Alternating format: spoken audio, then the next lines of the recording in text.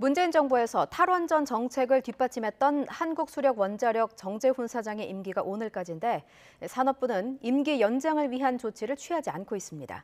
청와대에 인사 제청을 하지 않은 건데요. 이른바 알박기 인사 논란이 부담이 된 것으로 보입니다. 보도에 박홍구 기자입니다. 지난 2018년 취임한 정재훈 사장은 3년 임기를 마치고 1년 연임에 성공한 데 이어 지난 2월 추가 1년 연임안이 한수원 주총서 통과됐습니다.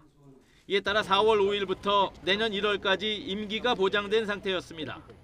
하지만 대선 이후 문제가 생겼습니다. 산업부 산하 공기업 사장 임명은 주총 의결과 산업부 장관의 제청을 거쳐 임명권자인 대통령이 제가하는 절차를 밟는데 임기 마지막 날까지도 산업부가 인사 제청을 하지 않고 있는 것입니다.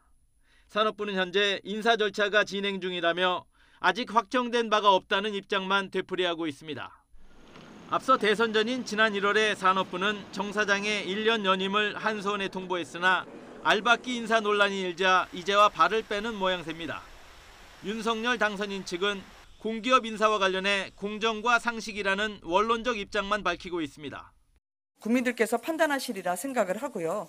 추가적인 공기업 인사와 관련해서는 드릴 수 있는 말씀은 없습니다. 앞으로의 국민들께 펼쳐드릴 인사의 방향은 상식과 공정과 순리입니다. 정재훈 사장은 월성원전 1호기 조기 폐쇄 결정과 관련해 배임 등의 혐의로 기소된 상태입니다.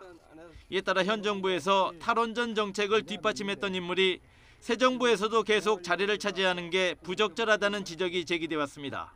그 발전 원가의 경우에 120원을 넘는데 저희가 판매 단가는 60원 정도이기 때문에 거의 2배 정도 차이가 나서 월성 1호기 같은 경우에는 이미 적자 발전소가 되어 있는 상태입니다. 정 사장은 임기가 종료됐지만 후임 사장이 정해지지 않았기 때문에 자리를 지킬 수 있습니다.